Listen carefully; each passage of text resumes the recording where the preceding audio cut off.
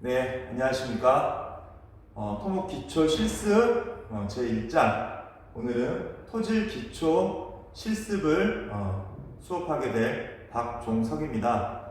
지난 시간에 우리가 토목 기초 실습에 대해서 어떠한 내용으로 구성되어 있는지에 대해서 살펴봤고요. 그리고 간략하게나마 토목이란 무엇인가 라고 우리는 한번 살펴보고 넘어갔습니다. 이제 여러분들 누군가가 토목과가 어떤 곳이야? 토목과에서 무엇을 배워? 라고 한다고 하면 여러분들이 자신 있게 학습했던 내용으로 이야기하셔도 될 것 같습니다. 그리고 그 안에는 여러분들의 포부도 들어가면 더 좋지 않을까 생각해 봅니다.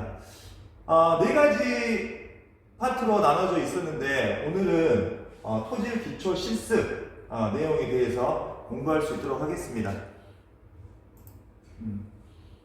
오늘의 학습 목표는 흙의 기본적인 성질에 대해 설명할 수 있다입니다. 실제 우리는 토질 기초 실습이다 라고 하는 시험이다 라고 하는 내용으로 지금 수업을 하고 있는데요. 모든 과목이 시험을 통해서 결과를 도출하는 과정으로 학습이 짜져 있습니다. 근데 여러분들 지금 온라인 수업을 하고 있기 때문에 실습을 함께 할 수가 없어서 온라인 수업이 아닐 때 여러분들 학교에 등교할 때 실습을 하고 지금 이 시간에는 이론적인 내용에 대해서 파악할 수 있는 시간으로 가질 수 있도록 하겠습니다. 당연히 흙의 기본적 성질에 대해 설명할 수 있다라고 하고요. 우리 두 번째, 세 번째는 흙의 함수비를 측정할 수 있다라는 내용이 되겠고, 세 번째는 시험을 통한 내용을 보고서로 정리할 수 있다라고 하는 내용들이 있습니다. 그래서 우리는 이 시간에는 흙이 가지고 있는 기본적인 성질이 무엇인가라고 하는 것을 이야기할 수 있어야겠죠. 우리가 흙은 어때? 라고 하면은 뭐 단단한 것도 있고 무른 것도 있고 질컥질컥한 것도 있고 뭐 여러 가지가 있습니다. 그 내용들에 대한 것들을 조금 더 공학적으로 풀 수 있는 내용이 바로 이 시간입니다. 저희 두 개의 그림이 있습니다. 그림을 보면 어떤 내용인지 대충 아시겠어요? 얘는 도로가 아래로 꺼졌습니다. 도로가 아래로 꺼졌고요. 이 사진도 외국인데 해안가에 있는 도로가 우리는 꺼졌다, 침하했다 뭐 이렇게 표현할 수 있겠어요? 붕괴됐다 라고 이야기하는데 여기 대부분 다 뭐냐면 흙 위에 지금 도로가 설치되어 있었죠. 근데 이렇게 붕괴됐습니다. 그 이유는 네, 맞습니다. 바로 물 때문에 그럽니다. 비, 강우. 네. 강우에 의해서 이렇게 떨어졌는데요. 아래 보시면 이렇게 할 수 있죠. 함수비 증가가 원인이 되어 일어나는 지반의 붕괴라고 이야기했습니다. 지반이라고 하는 건 우리가 뭐 도로라고 하는 것들을 지반이다라고 이야기할 수 있겠고, 붕괴는 떨어져 나가는 걸 이야기합니다. 그렇다면 여기에서 함수비 아직 뭔지 모르겠어요. 함수비 아직 뭔지 모르기 때문에 넘어가고, 증가 이해했어요. 함수비 조금씩 한번 풀어보면, 선생님이 간단하게 풀어보면 함수비 물을 포함하고 있는 양이 증가해서 흙 속에 물이 증가해서 지반이 연약해졌습니다.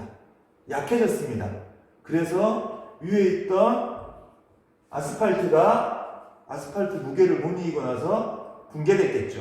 그래서 우리는 흙의 기본적인 성질에서 함수비가 얼만큼 포함되어 있느냐, 함수비가 얼마냐에 따라서 지반이 토질이 가지고 있는 성질이 변하기 때문에 그 내용을 이 시간에는 공부하려고 합니다. 시험 목적과 관련 지식인데요. 일단 보시면 앞서 말했던 것처럼 건설 구조물은 흙을 재료로 사용하거나 흙 속 아니면 흙 위에 우리가 구조물을 건설합니다. 그렇기 때문에 실제로 구조물이 세워져 있거나 구조물과 연결되어 있는 그 흙의 특성을 파악하는 게 아주 중요하겠죠. 그래서 건설 구조물을 만드는 과정에 이용되는 많은 공법이나 원리들을 흙의 기본적인 성질을 알아야지만 할 수 있습니다. 또한 안전하고 효율적인 건설 작업과 완성된 구조물의 안전한 유지 및 관리를 위하여 흙의 기본적인 성질은 매우 중요하므로 흙의 기본적인 성질에 대한 정보를 얻기 위해 각종 시험들을 하게 되는데 그중 가장 기본적인 시험이 흙의 함수비 시험이더라 라고 나와 있습니다. 흙의 기본적인 가장 중요한 기본입니다. 우리가 무조건 알고 넘어가야 될 내용 함수비라는 겁니다. KS라고 하나 한국 표준에 의한 시험 방법 번호가 되겠고요. 당연히 앞에 나 표현했던 것처럼 우리가 집안에 구조물을 얹기 때문에 이 집안이 느슨하냐 아니면 연약하냐 아니면 단단하냐, 연약한 걸 단단하게 어떻게 변화시켜야 될 거냐 라기 위해서 집안에다가 구조물 올리는데 지진이라든가 아니면 외부의 영향에 의해서 무너져 버리거나 침하하거나 전도된다거나 이러한 사건들이 일어날 수 있기 때문에 우리는 흙의 기본적인 시험인 흙의 함수비, 얼마만큼 물을 포함하고 있느냐라고 하는 것들을 알아야 될 겁니다. 가장 중요한 함수비가 하나 나왔습니다. 시험 목적입니다. 흙의 성질 파악에 필수적인 함수량을 구하기 위해서 수행합니다. 당연한 거겠죠. 그리고 이 실험을 통해서 기본적으로 흙은 우리가 흙입자, 그리고 물, 공기라고 하는 3요소로 이루어져 있다라고 하시면 될 거예요. 공기 잘 보이지 않지만 우리 나중에 다시 한번 설명할 수 있도록 하겠습니다.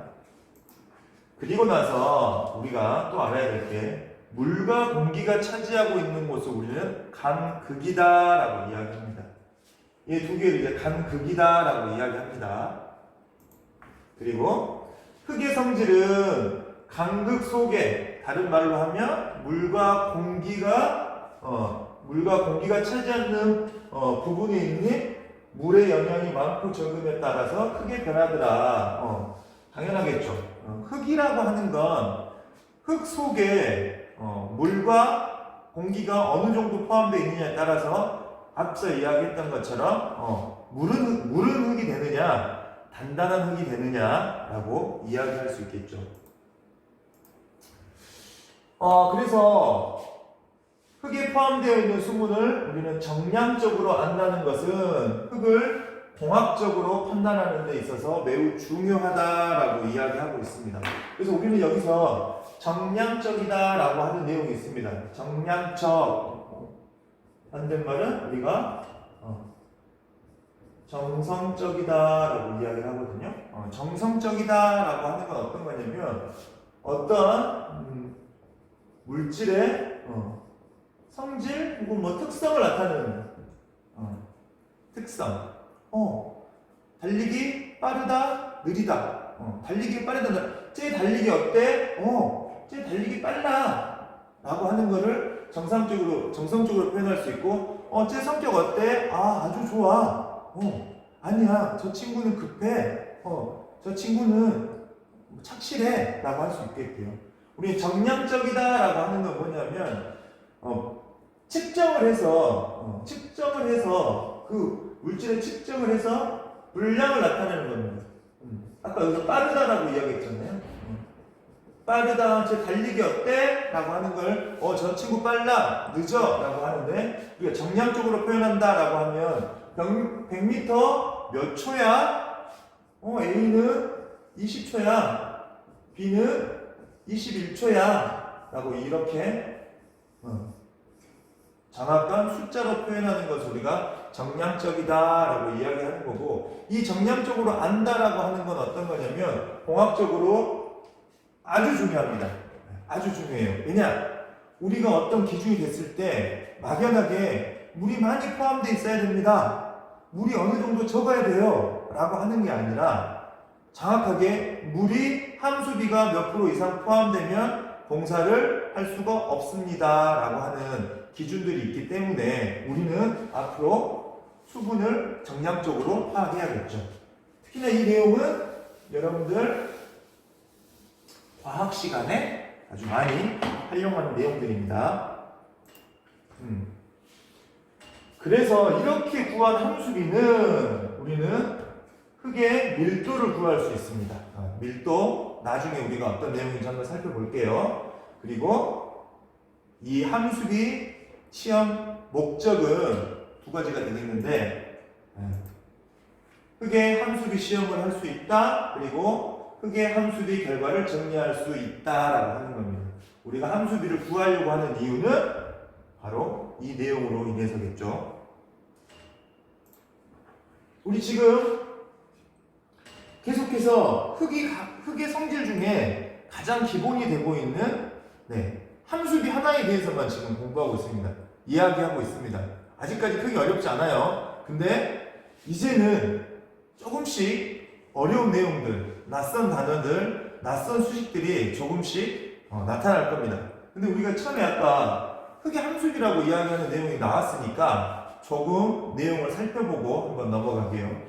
흙의 함수비라고 하는 게 흙의 영경도를 결정하는 토질 정수다라고 이야기할 수 있습니다. 영경도라는 말 잘 또 모르겠지만 영경도는 어떤 거냐면 연하고 단단하는 것. 흙이 물을 포함하고 있어서 연하느냐 아니면 흙을 포함하고 있지 않아서 단단하느냐에 따라서 나타내는 정수가 되겠고요. 내용은 순수한 고체 부분의 흙 입자의 질량에 대한 물의 질량이더라. 그리고 얘를 백분율로 나타낸 거다. 이겁니다. 우리가 함수비다라고 하면 소문자를 쓸 수 있겠고 수식은 이렇게 됩니다. 흙 입자에 대한 질량, 뭐뭐에 대한 내용은 우리가 분모로 갑니다. 뭐뭐에 대한에 뒤에 나와 있는 내용은 물의 질량이더라 라고 하는 건 분자로 가고요. 어차피 뒤에 있는 건 백분율입니다. 그래서 흙의 무게 이거는 질량이네요. 얘의 앞자인 우리가 소일 솔리드 그 다음에 얘는 워터 아래 내용들은 이렇게 되겠네요. 아주 중요합니다. 왜? 우리가 앞에 흙의 물리적 특성에서 함수비라고 하는 내용은 가장 기본이 된다고 이야기했습니다. 그래서 어때요? 아주 중요하겠죠. 이 내용은 여러분들이 꼭 가지고 가셔야 됩니다. 여러분들이 꼭 기억하고 가셔야 됩니다.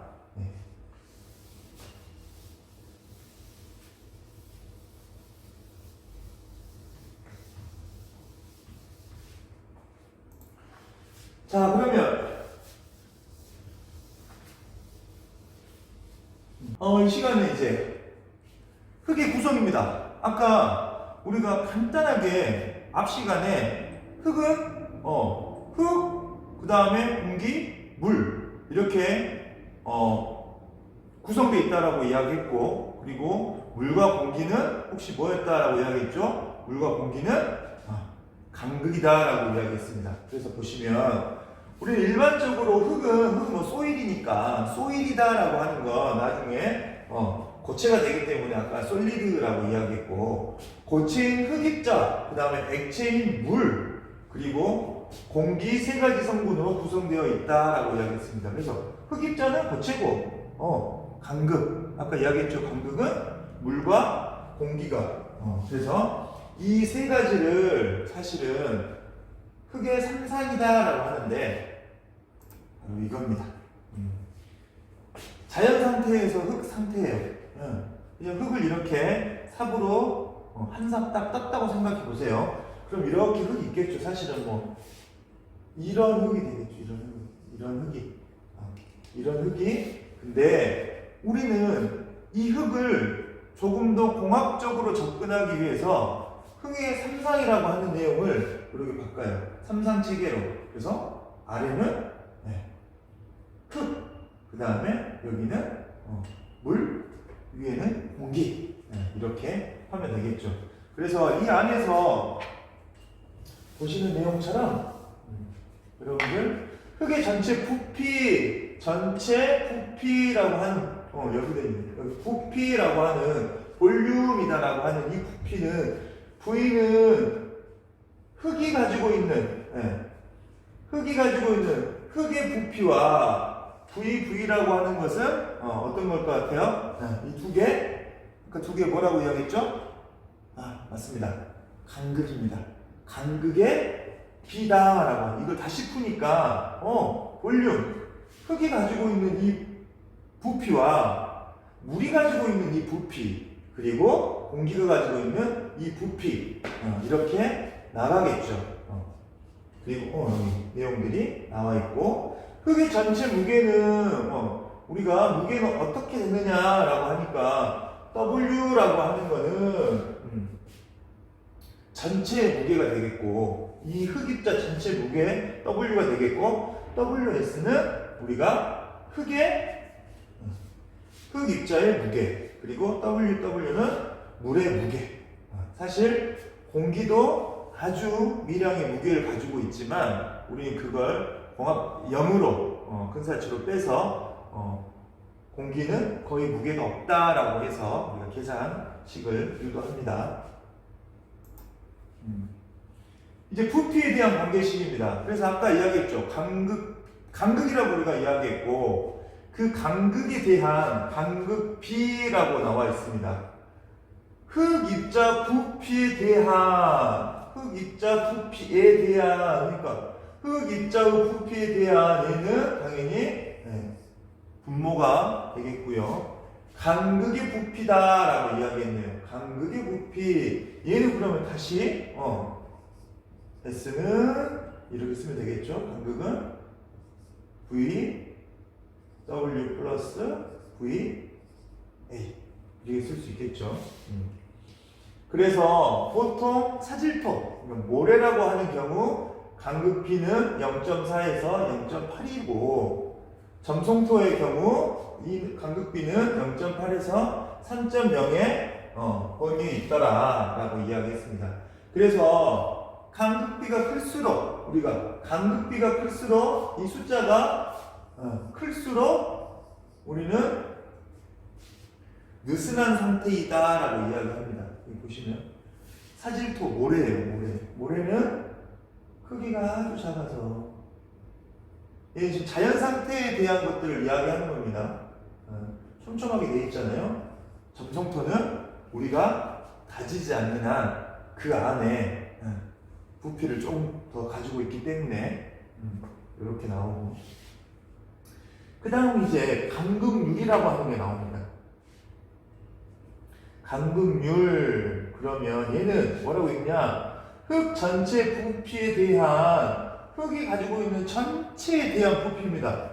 간극률이라고 하는 거. 간극률은 얼마야? 간단하게 생각하면 간극을 분자로 맞겠죠. 간극의 부피를 전체 부피에 대한 내용 예로 되겠죠. 간극률은 n이다라고 이야기하네요. 그래서 앞에 이야기했던 것처럼 간극비와 마찬가지로 동일한 흙에서 n이 클수록 그 흙의 간극률은 느슨하더라라고 하는 내용으로 알 수 있습니다. 조금 이제 공식들이 조금씩 나오고 있습니다. 하지만 여기까지는 크게 어렵지 않죠. 여러분들 쉽게 알 수 있을 것 같아요. 일단 우리는 함수비 하나 있고, 그 다음에 간극비 하나 있고, 그 다음에 간극률이라고 하는 세 개 이렇게 공부한 것 같아요.